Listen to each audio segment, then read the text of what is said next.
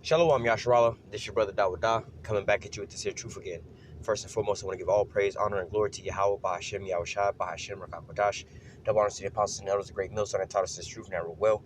And salutation and much love for you, Aki, and pushing this truth and sincerity throughout the four corners of the earth and enduring afflictions to feed and edify the elect.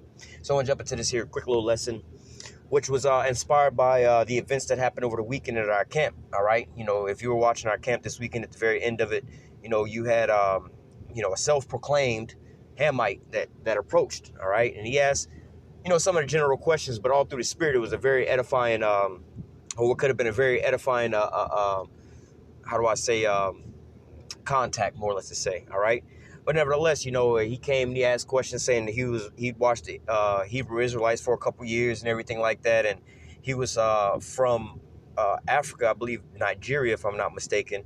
All right. In which, if you saw our discourse with one another, you would see that we, first of all, at GMS, just because he say he's from Africa or something like that, don't mean that you're a straight Hamite. All right. We didn't cast him out as being a Hamite just off of first approach, seeing him, his appearance, the way he spoke or anything like that. He the one told us his lineage, that he was from Ham, and he knew that's where he comes from and everything like that. Because we know we were scattered throughout the four corners of the earth. And this was one of the things we tried to tell him about, because he kept coming with, in the Bible, it says that basically, I'm going to use his terms. Jesus said that he was going to, basically in his terminology, gather his elect from the four corners of the earth.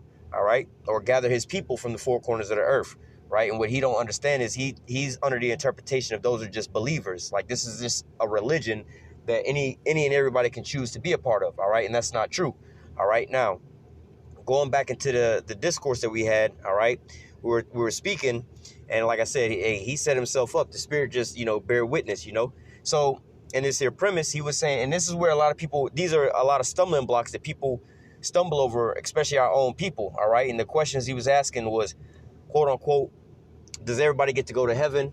All right. And about Jacob and Esau. And do we not like him because he's a so-called white man? All right. And now, because there was a lot of, going back and forth. But nevertheless, I wanted to touch in on a couple of these things because, in the whole process, he wound up telling us, like I said, he was a self-proclaimed Hamite. He told us about his lineage and how they go back to a royal priesthood and everything like this. And everything, right? And I was like, okay, well, your lineage and everything like that. What he was telling us is the exact same thing that we're preaching, all right? Is the exact same thing. But see, people, you have to understand is people get their feelings hurt when they're not included in anything, all right? They don't mind you not being a part of it, but when it comes to them not being included in your situation, they get all butthurt, especially 2/3 of our people, right? They have a problem with the so-called white man, and I'll use their terms, not going to heaven. Right. And now let's clear that all up. All right. It's not like, when every soul dies, they go back to the spirit realm, to the Most High. Right. No matter who you are, how you lived, everybody going back to the Most High. And then you're going to come back down. Right. But the point is, a lot of our people say, oh, we don't want to go to the kingdom of heaven if the so-called white man can't go to the kingdom of heaven with us. Right. And I had to flip it around on them like I flipped it to them. I'm like, all right, so the Rothschilds, we all know about the Rothschilds. Well, the Edomites, the so-called white man is in charge now. The Rothschilds are up on top. They ain't never invited you not one time to none of their events. If you was to try to see where they was hosting an event, you walk past their building and it says, a Rothschild something. They wouldn't, and you try to walk up in there, all right, because they're all for everybody and everything like that. They wouldn't allow you in there, and you wouldn't feel no type of way about it. You'd be like, well, that ain't for us, You understand the elites and everything like that. They're not going to allow you in there, all right? You think any of the presidents, Joe Biden or Donald Trump, Barack Obama, care if you can't get into the White House or get into one of their dinners, all right, because you're not on their level? No, they don't care about that. And you don't care about it either. You just like, all right, well, obviously I'm not a president or a governmental official. I shouldn't be in this here dinner, all right? But when it comes to the so-called white man not being able to be included into our things, our people get upset. And so this is what basically played out with this Hamite, right? So now the Hamite guy was like, on his lineage, all right, he was saying, he comes from this royal priesthood and everything like that, and he can trace his lineage back. And I'm like, all right, well, the scriptures say we're a kingdom of kings and priests. All right, well, we're going to be a kingdom of kings and priests, right? So, and we tell you about our priesthood and everything like that, the Levites and so on and so forth. But in the kingdom, all right, and it's already starting on this side, all right, because you got all the tribes that's out there prophesying right now, all right. So What you have to understand is we have that same exact thing. Everybody does, right? Every nation that was especially ruling, they all had a priesthood and everything like that. They all had their elites and everything like that. You know, the Chinese, they got their elites over there, and so on and so forth. The Africans, the Arabs, you know, you got the in Saudi Arabia, the royal family, all right, and everything like that. Then you have people that's not even included in that or on that list, right? None of you so-called Negroes that's living over there in the UK is none of y'all tripping about that y'all don't get to partake in what the Queen of England has got going on in their families and things like that, right? So he was saying he's from royal priesthood, so on and so forth. And I said, okay, now let me ask you this. Can I partake in the benefits of being in your royal priesthood from your peoples? Can I go over there and just say, hey, I want to join, I want to sit on the throne, I want to partake in this, I want to have servants and everything? And he started going in his mind. He's like, no. I'm like, well, why not? Well, you're not a part of us. And I was like, that's exactly what we're saying to you. You're so mad and upset that you can't be a part of ours. How dare you say you got your own priesthood and everything like this, and we're excluded from that, but you also want to partake in our shit? Like, why don't you have your lane? It's like saying, look, I got my own house. I make my own rules. I can paint my house however I want, and you can't come over and tell me what I can do in my house and what I can't do in my house. And I'm like, well, shit, I live next door.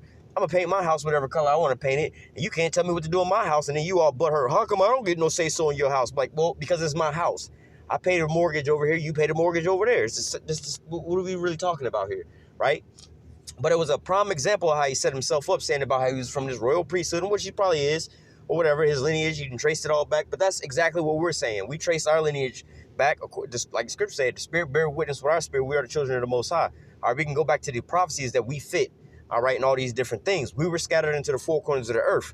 All right, we're under oppression in all these different places. Now, see, when we were getting beat down and we were in slavery and everything like that, them Hamites don't want shit to do with us, man. They call us Qatars or something like that. They know that they had us in slavery. They know about the what they call the gates of no return. They know about all these things, and they don't want to so-called partake in our oppression or anything like that. They look down upon us, right? But then now when it's time for us to be exalted, now they want to be all butthurt because they're not going to be included in those things. But like I said, man, this is a stumbling block that our people stumble over. And just like one of the brothers said, hey, you know, no hard feelings. It's nothing personal. It's just business. You know, this is just how it goes, because at the end all be all, it's nothing personal. It's just business. All right. So I'm gonna jump into some scriptures here. And, you know, it's not gonna be very long, but just hitting some points here. All right, just based off all the things he was saying. And Amos 3:1, it says, "Hear this word that Yahweh have spoken against you, O children of Israel." All right, against the whole family which I brought up from the land of Egypt. Right. So going into that, first and foremost, it says the whole family, the children of Israel, the whole family. Right. So it's directly talking about a lineage of people here. All right, an actual race of people. Right. But not only that, it says the whole family which I brought up out of the land of Egypt. Now, did the Egyptians come out with us? Well, they came out with us, but they was drowned in the Red Sea. They wasn't partaking with us and getting a land with us and everything like that, man. All right. They wasn't a part of those things, man. All right. The Most High came and delivered the Israelites from out of the hands of the Egyptians. These are two different people. How come the Lord didn't deliver none of these Egyptians out of, from under the bondage of Pharaoh and everything like that as well?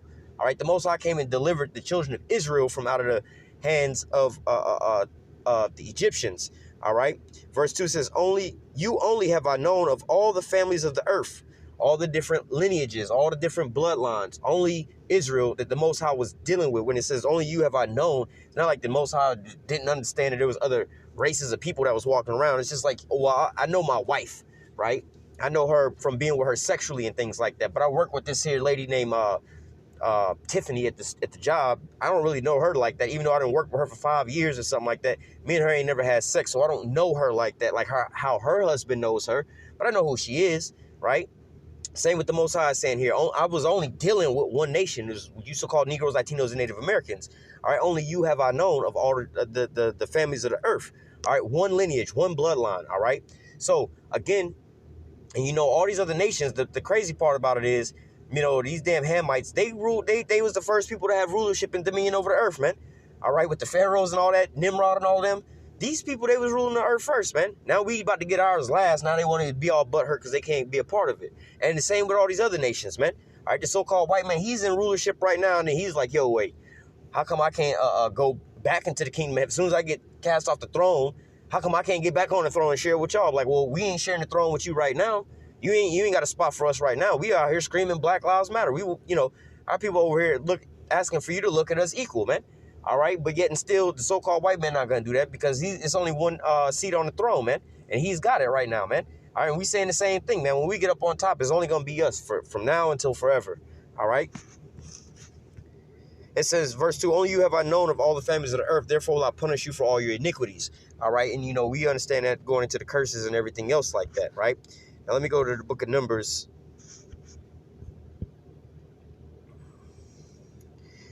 Numbers 1:18, it says, and they assembled all the congregation together on the first day of the second month, and they declared their pedigrees, all right, after their families, by the house of their fathers, according to the number of the name, from the 20 years old and upward, by their polls. So we are who we are according to our bloodline and, your lineage. And this comes from the male seed, the male sperm. All right. So, no matter where you put that sperm, you still going to want to, it's just like a seed, man. You could take a what they call a Florida orange, right? And you have a seed in there. And you can take that seed to California and plant it in Californian soil. All right. Now you may have different attributes of it, but at the end of the day, it's going to always be an orange. It's never going to change to a watermelon. It's never going to change to an apple. It's always going to be an orange. Just like how you can take a male, a so-called Negro sperm, all right, and put it inside of a so-called white woman, and then the baby, how you say the attributes may come out looking white. Prime example, Blake Griffin's father, right? So-called Haitian man, very dark-skinned man. All right, got what looks like a so-called white woman, right? Now they have a child as light skin looks like, which is Blake Griffin, right? Blake Griffin, which he still is a so-called Haitian man, right? Even though he don't look like it, he has a son with what looks like a so-called white woman. Now this child comes out looking like Macaulay Culkin, blonde hair, blue eyes, typical looking little white boy. But guess what? He's still an Israelite. You would call him in modern day today a Haitian. All right. So imagine that. Home Alone, Macaulay Culkin running around, but he's actually a so-called Haitian, man. All right. Because why? That sperm that's inside of him that was passed down to him from Mountain Dew is crazy about basketball, especially. So I don't know what that was about, but hopefully we don't get no copyright for that shit. But nevertheless, that sperm line that's being passed down unto him, all right, is always going to be the same. Like the analogy I gave about the orange. You can take the orange and you can plant it in different soil. You may get different attributes. Maybe here in one place, it may grow a little bit bigger than where it will grow somewhere else. Or maybe the color may be a little different than where it would be somewhere else. Or maybe it might be a little sweeter or a little bit more bitter. But at the end of the day, the fruit is always going to be the same fruit. All right, so we talk about going back to a lineage, no matter what we look like. Because see, homeboy said the same thing. He was like, well, I already knew where he was going with it, with Jacob and Esau. Who is Esau? Like, about the so-called white man. Do we not like him because he's so-called, his skin color is white? And then I broke it down to him. I was like, listen, man, all right, me and you, we have almost the same color skin. People from a distance would say, oh, y'all both black people, right? And I was like, but guess what? Me and the so-called white man, me and the so-called Arab man, me and the so-called Chinese man, so-called Japanese man, all right, we all have a way closer DNA than me and the so-called African, right? Even though me and the so-called white man look completely different, all right, we got a way closer DNA because Jacob and Esau was twins. They had the same mother and the same father, all right? And even further going back, they all are Shemitic, whereas he is Hamitic, all right? So even though me and the Hamite, we both have the same skin color, more or less to say, you could say we both black people. It's not because our skin is black that makes us Israelites, all right? It's because like how he kept saying was his lineage takes him back to certain things. I asked him, wait, how come I can't be a part of your royal priesthood? I'm the same skin color as you. Apparently we came from quote unquote Africa the same way, right? So how come I can't be a part of your lineage? No, it's because of my bloodline. That's the difference between us and you, and this is the difference between us and Esau, man. All right? They were Edomites and we were Israelites. All right? Isaac and Ishmael, hey, man, they was brothers. They both had the same father, but look, the promise was given unto Isaac, all right? Let's go from there to, I'm going to try to read this kind of quick. Come on, man, don't freeze. Romans 9, I'm going to start at the top. Let me start at verse 3. It says, for I could wish myself accursed from Hamashiach for my brethren, my kinsmen, according to the flesh. You know how Jake like to talk sometimes. Hey, that's my cousin, my brother, and it's not really your real relatives, right? But this ain't talking about that. He doubled down. He says, for my brethren. So like I said, sometimes Jake say, oh, that's my brother, that's my cousin. It don't really be that. But he says, my kinsmen, which Jake also say, oh, we kinfolk. according to the flesh, meaning they actually had the real same DNA. They was real brothers, real siblings, real relatives. They like, yo, we got the same grandmother, grandfather type thing, you know? Verse 4 is where he triples down on it, says, who are Israelites, who pertaineth the adoption. So when they talk about who was grafted and was adopted, these are the Israelites. And who pertaineth the adoption and the glory and the covenants and the giving of the law and the service of the Most High and the promises. Well, I can keep reading on down. Whose are the fathers, in whom, as concerning the flesh, Hamashiach came, who is over all, the Most High blessed forever. Amen. All right. So he came to them for them in the flesh, not as though the word of the Most High have taken none effect, for they are not all Israel which are of Israel. All right, because you have an Israel of Israel, or the Most High, the elect. All right, because 2/3 of our people, they want to act like heathens and shit. Neither because they are the seed of Abraham, but they are all children. But in Isaac shall thy seed be called. Like I said, me being a Judite, all right, or Israelite, all right, share the same DNA, all right, as, well, first of all, Jacob and Esau, they was twins, right? They both come from Isaac. But going up further, you have Ishmael and Isaac. They was both brothers, right? They got the same father, Abraham, right? But it says, neither because they are the seed of Abraham are they all children, but in Isaac shall thy seed be called. So that's where the sperm line was being followed down to. The lineage was being followed down to, all right?